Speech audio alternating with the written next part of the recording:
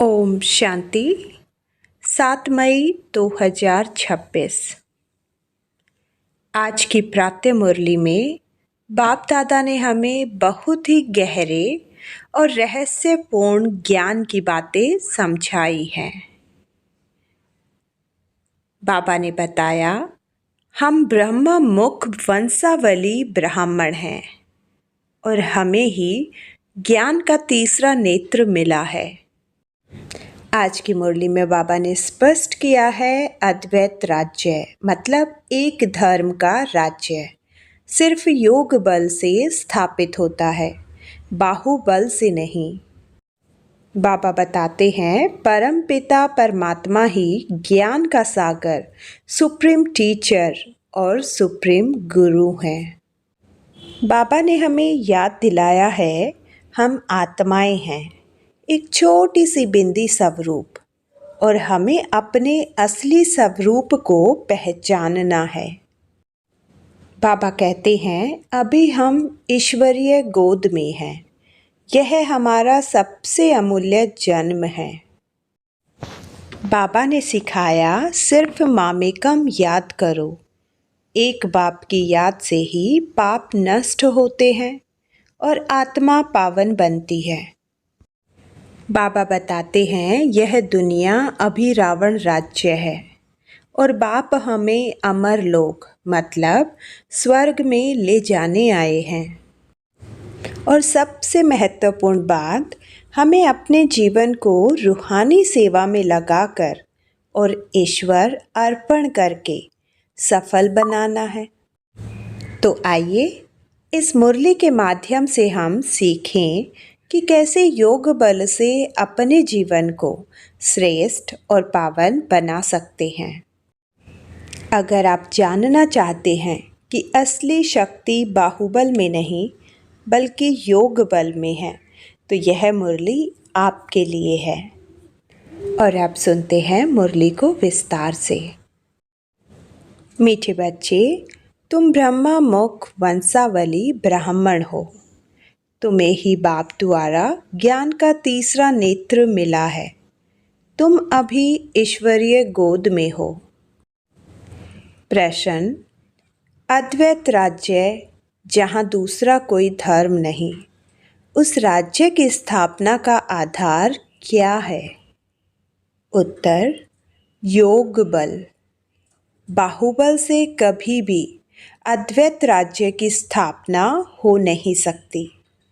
वैसे क्रिश्चियन के पास इतनी शक्ति है जो अगर आपस में मिल जाए तो सारे विश्व पर राज्य कर सकते हैं, परंतु यह लो नहीं कहता।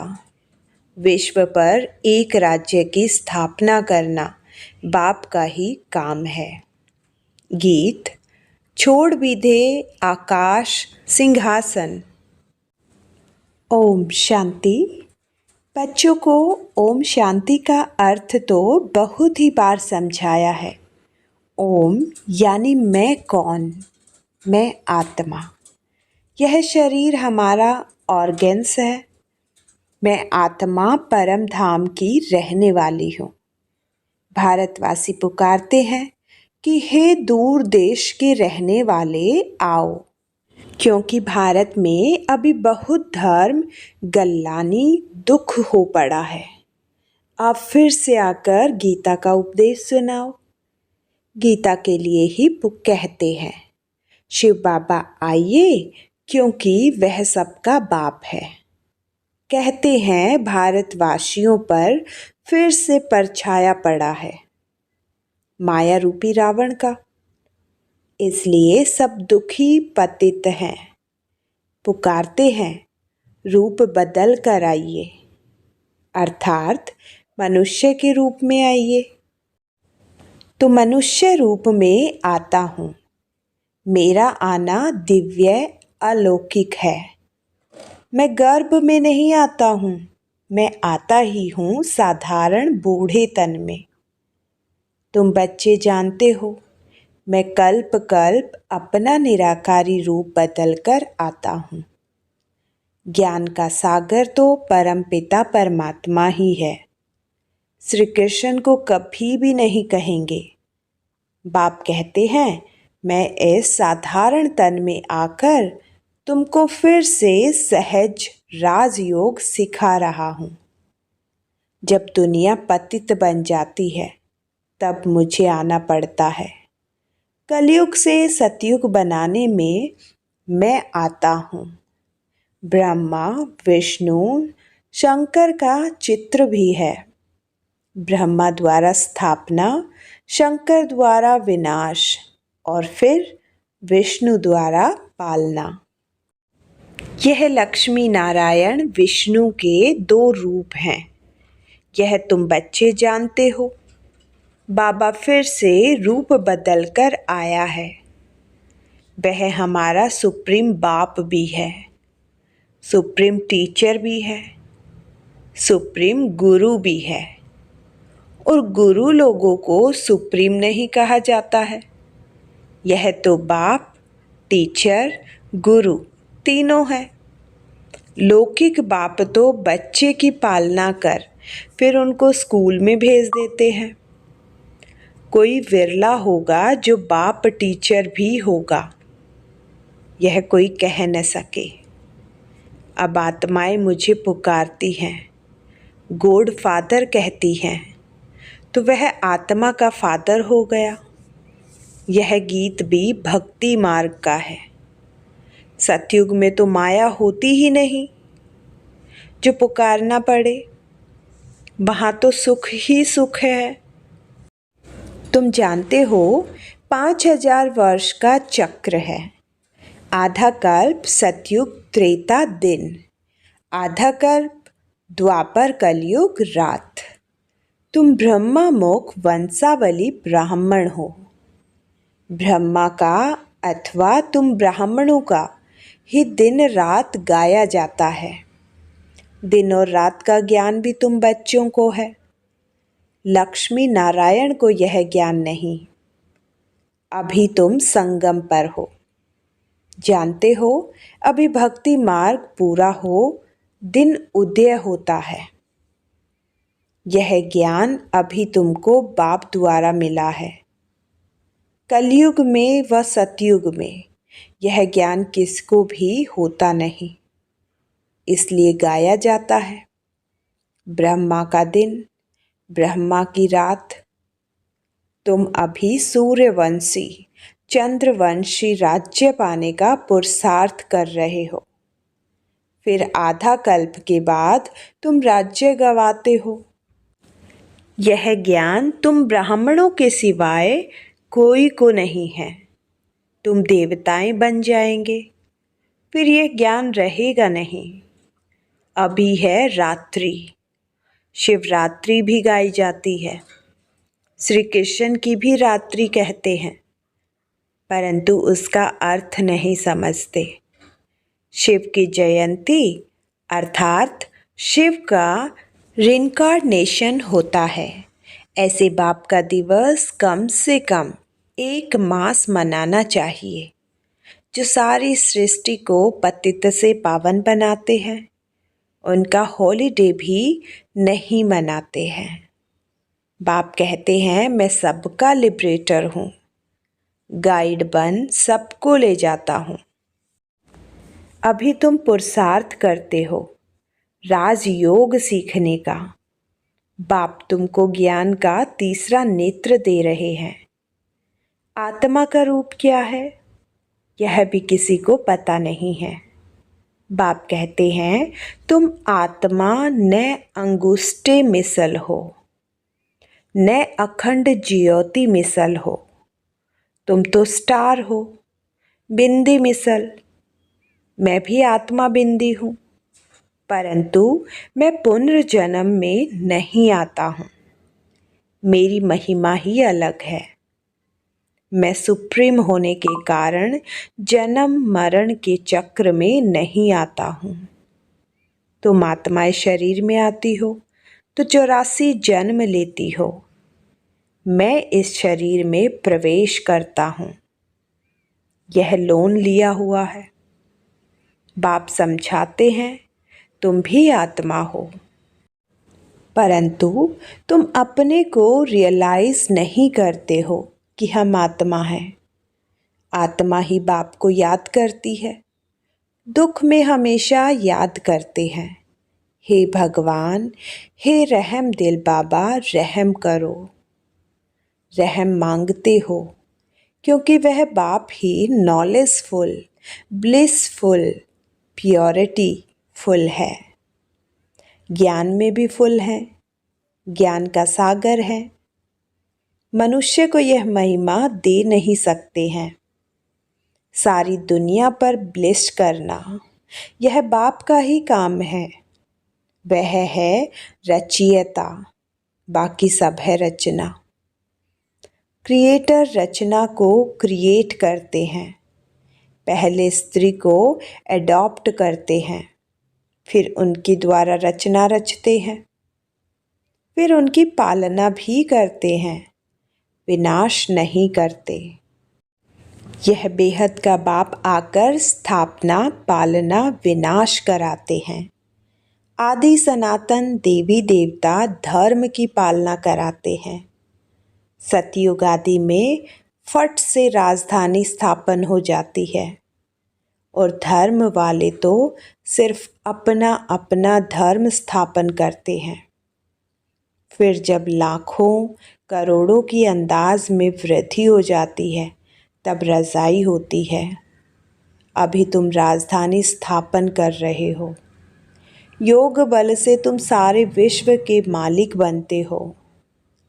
बाहुबल से कभी कोई विश्व पर रज़ाई कर नहीं सकता। बाबा ने समझाया है, क्रिश्चियन में इतनी ताकत है, वह आपस में मिल जाएं तो सारे विश्व पर राज्य कर सकते हैं, परंतु बाहुबल से विश्व पर राज्य पाए यह लो नहीं कहता। ड्रामा में यह कायदा नहीं है जो बाहुबल वाले विश्व के मालिक बने। बाप समझाते हैं, विश्व की बादशाही योग बल से मेरे द्वारा ही मिल सकती है। वहाँ कोई पार्टीशन नहीं है। धरती, आकाश सब तुम्हारे होंगे। तुमको कोई टच नहीं कर सकता। उनको कहा जाता है अद्वैत राज्य। यहाँ है अनेक राज्य। बाप समझाते हैं, 5000 वर्ष बाद तुम बच्चों को यह राजयोग सिखाता हूँ। श्री कृष्ण की आत्मा अब सीख रही है। श्री कृष्ण पहला नंबर प्रिंस था। वह इस समय 84 जन्म के अंत में आकर ब्रह्मा बने हैं। यह बच्चों को समझाया है सृष्टि का चक्र कैसे फिरता है। बाप फिर स्वर्ग की स्थापना कर रहे हैं। अनेक धर्म विनाश होने हैं जरूर। एक धर्म की स्थापना हो जाएगी। भारत ही 100% साल्वेंट धर्म श्रेष्ठ था। देवताओं के कर्म भी श्रेष्ठ थे। उन्हों की ही महिमा गाई हुई है। सर्वगुण संपन्न। पहले पहले पवित्र थे, अभी पतित बने हैं। फिर बाप आकर स्त्री पुरुष दोनों को पवित्र बनाते हैं। रक्षाबंधन का उत्सव इतना क्यों मनाते हैं, यह कोई को पता नहीं है। बाप ने ही आकर प्रतिज्ञा ली थी कि अंतिम जन्म में तुम दोनों पवित्र रहो। सन्यासियों का तो धर्म ही अलग है। ज्ञान, भक्ति, वैराग्य यह तुम्हारे लिए है। तुमने देखा होगा, पादरी लोग चलते हैं तो आंखें एक तरफ रहती है और किसी की तरफ देखते नहीं। नन्स होती है ना, अब वह तो क्राइस्ट को याद करती है। कहते हैं क्राइस्ट गोड का बच्चा था। तुम्हारा कोई सफ़ेद कपड़े आदि से कनेक्शन नहीं है। तुम तो आत्मा हो। नन बट वन, एक को ही याद करना है। सच्ची नंस तो तुम हो। तुमको वर्षा उस बाप से मिलना है। उनको याद करेंगे तभी विकर्म विनाश होंगे। इसलिए बाप का फरमान है, मामेकम याद करो। आत्मा का निश्चय न होने के कारण नन्स फिर क्राइस्ट को याद करती हैं। गॉड कौन है यह नहीं जानते हैं। भारतवासी जो पहले पहले आते हैं वही नहीं जानते हैं। लक्ष्मी नारायण को यह सृष्टि का ज्ञान थोड़े ही है, न वह त्रिकालदर्शी है। त्रिकालदर्शी तुम ब्राह्मण बनते हो।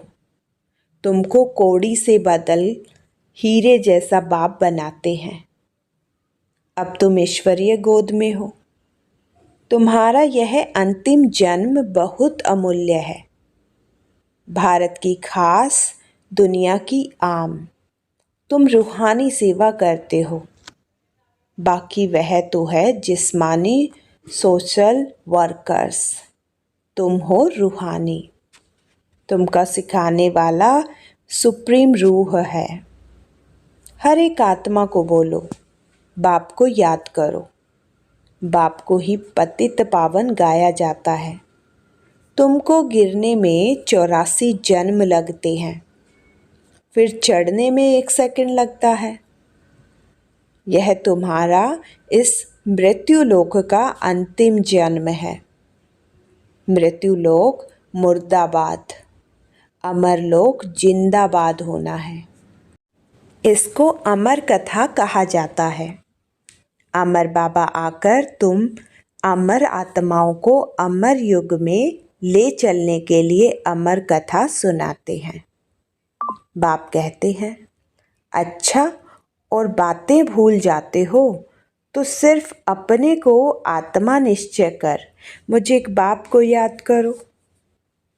बुद्धि का योग मेरे साथ लगाओ तो तुम्हारे पाप भस्म हों और तुम पुण्य आत्मा बन जाएंगे। तुम मनुष्य से देवता बनते हो, यह नई बात नहीं है। 5000 वर्ष बाद बाप आकर तुमको वर्षा देते हैं। रावण फिर श्राप देते हैं। यह है खेल। भारत की ही कहानी है। यह बातें बाप ही समझाते हैं। कोई भी वेद शास्त्र आदि में नहीं है। इसलिए गॉड फादर को ही नॉलेजफुल, पीसफुल, ब्लिसफुल कहा जाता है। तुमको भी आप समान बनाते हैं। तुम भी पूज्य थे, फिर पुजारी बनते हो। आपे ही पूज्य, आपे ही पुजारी। यह भगवान के लिए नहीं है। तुम भारतवासियों की बात है। तुम पहले सिर्फ एक शिव की भक्ति करते थे, अव्यभिचारी भक्ति की, फिर देवताओं की भक्ति शुरू की, फिर नीचे उतरते आए।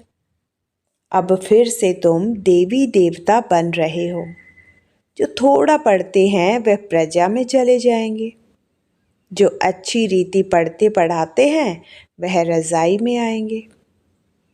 प्रजा तो ढेर बनती है। एक महाराजा की लाखों करोड़ों के अंदाज में प्रजा होती है। तुम पुरुषार्थ करते ही हो कल्प पहले मुआफिक। पुरुषार्थ से पता पड़ जाता है कि माला में कौन कौन आने वाले हैं। प्रजा में भी कोई गरीब, कोई साहूकार बनते हैं। भक्ति मार्ग में ईश्वर अर्थदान करते हैं। क्यों ईश्वर के पास नहीं है? क्या? या तो कहते हैं श्री कृष्ण अर्पणम, परंतु वास्तव में होता है ईश्वर अर्पणम। मनुष्य जो कुछ करते हैं उनका फल दूसरे जन्म में मिलता है। एक जन्म के लिए मिल जाता है। अब आप कहते हैं मैं आया हूँ तुमको 84 जन्म का वर्षा देने। मेरे अर्थ डायरेक्ट कुछ भी करते हो तो 21 जन्म के लिए उसकी प्राप्ति तुमको हो जाती है। इनडायरेक्ट करते हो तो एक जन्म के लिए अल्पकाल का सुख मिल जाता है। बाप समझाते हैं, यह तुम्हारा सब मिट्टी में मिल जाना है, इसलिए इसको सफल कर लो। तुम यह रूहानी हॉस्पिटल कम यूनिवर्सिटी खोलते जाओ, जहाँ से सब एवर हेल्दी एवर वेल्दी बनेंगे। इनसे बहुत इनकम होती है। योग से हेल्थ और चक्र को जानने से वेल्थ। तो घर घर में ऐसी यूनिवर्सिटी कम हॉस्पिटल खोलते जाओ। बड़ा आदमी है तो बड़ा खोले, जहाँ बहुत आ सके। बोर्ड पर लिख दो, जैसे नेचर क्योर वाले लिखते हैं। बाप सारी दुनिया की नेचर बदल प्योर बना देते हैं। इस समय सभी इम्प्योर हैं। सारी दुनिया को एवर हेल्दी एवर वेल्दी बनाने वाला बाप है, जो अब तुम बच्चों को पढ़ा रहे हैं। तुम हो मोस्ट स्वीट चिल्ड्रन। अच्छा, मीठे मीठे सिकिलते बच्चों प्रति माता पिता बाप दादा का याद प्यार और गुड मॉर्निंग। रूहानी बाप की रूहानी बच्चों को नमस्ते। धारणा के लिए मुख्य सार। नंबर 1, अपने इस अमूल्य जीवन को रूहानी सेवा में लगाना है। खास भारत आम सारी दुनिया की सेवा करनी है। नंबर 2, अपना सब कुछ सफल करने के लिए डायरेक्ट ईश्वर अर्थ अर्पण करना है। रूहानी हॉस्पिटल और यूनिवर्सिटी खोलनी है। वरदान, एक रस स्थिति द्वारा अतीन्द्रिय सुख की अनुभूति करने वाले सर्व आकर्षणों से मुक्त भव। जब इंद्रियों की आकर्षण और संबंधों की आकर्षण से मुक्त बनो, तब अतीन्द्रिय सुख की अनुभूति कर सकेंगे। कोई भी कर्मेंद्रिय के वश होने से जो भिन्न भिन्न आकर्षण होते हैं, वह अतीन्द्रिय सुख व हर्ष दिलाने में बंधन डालते हैं। लेकिन जब बुद्धि सर्व आकर्षणों से मुक्त हो एक ठिकाने पर टिक जाती है, हलचल समाप्त हो जाती है। एक रस अवस्था बनने से अतीन्द्रिय सुख की अनुभूति होती है। स्लोगन, अपने बुद्धि की लाइन सदा क्लियर रखो तो एक दो के मन के भावों को जान लेंगे। अव्यक्त इशारे, सदा अचल अढोल एक रस स्थिति का अनुभव करो। किसी भी प्रकार की हलचल में अचल रहना, यही श्रेष्ठ ब्राह्मण आत्माओं की निशानी है। दुनिया हलचल में हो, लेकिन आप श्रेष्ठ आत्माएं हलचल में नहीं आ सकती। क्यों? ड्रामा की हर सीन को जानते हो। नॉलेजफुल आत्माएं, पावरफुल आत्माएं सदा स्वतः ही अचल रहती हैं। तो कभी वायुमंडल से घबराओ नहीं, सदा निर्भय रहो। ओम शांति।